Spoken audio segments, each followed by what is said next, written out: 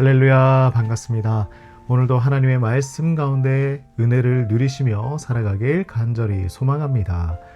우리 오늘 함께 나눌 말씀은요, 누가복음 9장 1절에서 17절까지의 말씀입니다. 우리 모두는 예수님의 12제자와 같은 사명을 가지고 살아갑니다. 어떤 어려움이나 반대에 부딪힌다고 할지라도 복음을 전하는 일은 멈출 수가 없는 것이죠. 그래서 우리에게는요, 이 복음을 전해야 하는 사명이 있습니다. 예수님의 그 갈릴리 사역이 이제 거의 마무리되어 갈 때쯤에 예수님께서는 제자들에게 전도의 사명을 허락해 주셨습니다. 먼저 예수님은 12제자를 불러 모으시는데요. 자, 우리 1절과 2절 말씀을 함께 읽어보겠습니다. 예수께서 12제자를 불러 모으사 모든 귀신을 제어하며 병을 고치는 능력과 권위를 주시고 하나님의 나라를 전파하며 앓는 자를 고치게 하려고 보내시며, 자, 하나님의 나라를 전파한다는 것은요, 율법을 엄하게 지키도록 하는 것이 아닙니다. 하나님을 각자의 마음과 삶 속에 모셔드림으로 인해서 구원에 이를 수 있다는 그 사실을 선포하는 것이죠. 그래서 삶의 문제, 그리고 영혼의 문제를 함께 치유해 주시는 것입니다. 자, 이것이 예수님께서 지금까지 해오신 사역이었습니다. 이제는 이 사역을 제자들이 이루어 나갈 수 있도록 능력과 권세를 허락해 주십니다. 귀신을 제어하고 병을 고치는 능력을 주시고 또 권능을 제자들에게 부여하시죠. 그래서 복음을 선포하고 병든 사람을 고쳐주게 하시려고 그들을 마을 가운데로 보내십니다. 자, 복음의 도구로 제자들을 사용하실 때는 거기에 맞는 능력과 권세를 준비시켜 주시죠.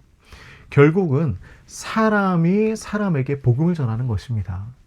AI의 편리함만으로는요, 복음을 전할 수가 없어요. 사람에게는 따스함이 있습니다. 그렇죠? 그리고 영혼이 있습니다. 영혼과 영혼이 맞닿아야 주의 복음이 스며 들어갈 수 있는 것이죠.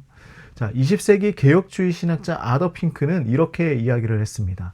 하나님의 거룩한 사역으로 부르심을 받은 모든 사람은 거룩한 준비가 된 사람이다. 자, 우리도 복음을 전하는 일을 시작해 보길 소망합니다. 자, 그러면 이제 제자들은 출발 준비를 해야 하지 않겠습니까?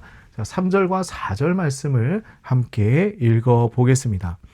이르시되 여행을 위하여 아무것도 가지지 말라. 지팡이나 배낭이나 양식이나 돈이나 두벌옷을 가지지 말며 어느 집에 들어가든지 거기서 머물다가 거기서 떠나라. 자, 제자들은 가장 가벼운 차림이어야 했습니다.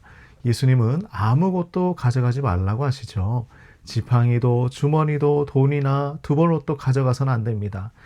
하나님이 그들의 모든 필요를 공급하실 것을 신뢰하고 여행을 시작하는 것입니다. 자, 사실 외형적으로 준비할 것은 없었어요. 그렇게 마을에 들어가 자신들을 맞아주는 집이 있다면 그곳에서 마을을 떠날 때까지 머물러 있어야 했습니다. 자, 우리가 현대에 와서는요, 이러한 부분을 다 지켜 행하기는 많은 어려움이 있어요. 하지만 그 마음만은 우리가 잘 지켜가기를 간절히 소망합니다. 자, 복음을 전한다 보면요, 다음과 같은 상황도 일어날 수가 있겠죠. 5절 말씀인데요. 함께 보겠습니다. 누구든지 너희를 영접하지 아니하거든 그 성에서 떠날 때에 너희 발에서 먼지를 떨어버려 그들에게 증거를 삼으라 하시니. 자, 제자들이 모든 사람들의 환대를 받을 수 있는 것은 아니었어요. 환영하지 않는 것도 분명하게 있죠. 그때는 이렇게 하라라고 말씀을 하십니다. 떠날 때에 발에서 먼지를 떨어버려 그들에게 증거를 삼으라. 자, 이것은 문화적인 의미였어요. 자신들의 샌들에 흙을 턴다는 것은요, 복음을 전하고 난 이후에 자신들의 의무를 최선을 다했다라는 의미를 가지고 있는 것입니다. 그리고 그 복음에 대한 결과를 누구에게 맡겨야 하겠습니까? 하나님께 맡기는 것입니다. 성도들이 주님의 말씀을 성실하고 신중하게 전했다면 다른 사람들이 거부하더라도 성도들의 책임이 아니라는 거예요. 그러나 명확하고 성실하게 복음을 전해야 할 분명한 책임은 우리에게 있는 것입니다. 자, 이 복음이 잘 흘러갈 수 있도록 다른 이들에게 계속해서 복음을 전해야 하는 것이겠죠. 자, 이렇게 제자들은 각 마을에서 복음을 전하며 병을 고쳤습니다. 자, 그런데 이 중간에 재미있는 이야기가 들어 있습니다. 자, 이 시기에 분봉왕 헤롯, 이 헤롯이라는 사람이 모든 일들을 듣고 심히 당황했다라고 7절에 기록하고 있죠. 자, 이 헤롯은요, 헤롯 안티파스입니다. 아버지 헤롯 대왕은 자신이 죽은 뒤에 왕국을 나누었어요. 그래서 4명의 아들에게 이 4개의 지역을 분할 통치하도록 만들었죠. 그러나 오늘 이 말씀에 나오는 이 헤롯 안티파스, 이 헤롯은 아주 방탕한 생활로 악명이 높았습니다. 나중에는 로마 황제 칼리큘라에게 추방당하는 일도 일어났습니다. 자, 그런데 지금 이러한 헤롯이 당황하고 있어요. 왜냐하면 자신이 죽였던 세례 요한의 이야기가 다시 전해지고 있기 때문입니다. 어떤 사람들은 요한이 죽은 자 가운데서 다시 살아났다라고 이야기도 하고요. 어떤 사람은 선지자 엘리야가 다시 나타났다라고 전달하기도 했습니다. 자, 헤롯은 요한이 다시 살아나서 자신을 괴롭힌다고 생각한 것이죠. 그런데 참 이상합니다. 뭐냐면 예수님을 자신의 메시아로 생각한 사람들은 찾아보기가 어렵다는 것입니다. 하나님의 아들로 생각하지 않기 위해서 계속해서 과거에 있었던 사람들을 끌고 오는 것입니다. 오늘날 우리도 그렇죠. 예수님을 온전한 인간인 동시에 그리고 하나님의 아들로 받아들이기에는 참 어려움이 있다라는 것입니다. 사람들은 그때나 지금이나 다른 대안을 계속해서 찾으려고 해요. 예수님 말고 다른 신, 예수님 말고 다른 대안, 다른 대처 방법. 그래서 지금 이 헤롯은 궁금해하는 겁니다. 도대체 이 사람은 누구인가? 누구이길래 이러한 기적들을 행하고 있는가? 자, 누가복음의 묘미예요. 헤롯이 궁금해하는 이 사람, 그리고 앞으로 예수님에 대한 수많은 이야기, 그리고 증거들을 이제 차근차근 풀어 나가게 될 것입니다. 자, 제자들이 복음을 전하고 돌아와서 자신들이 한 모든 일들을 예수님께 이야기했습니다. 그리고 예수님은 벳세다 마을로 가셔서 하나님의 나라를 전하시고 병을 고쳐주시면서 사역을 계속해서 진행해 나가셨습니다.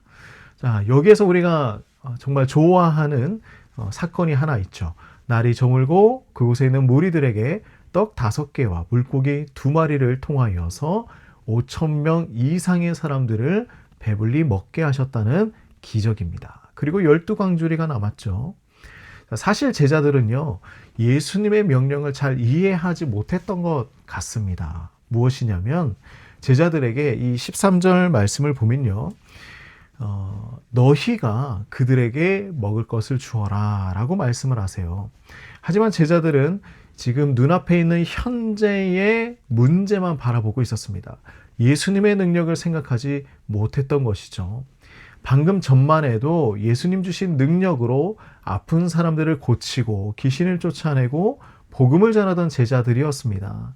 근데 지금 눈앞에 이 오병이어만 가지고 어떻게 5,000명 이상이 되는 사람들을 먹여 살릴 수 있을까라고 생각을 했던 것이죠.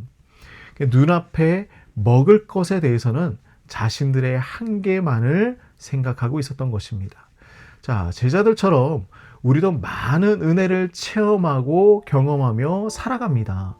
그래서 신앙 간증도 너무나 잘하고요.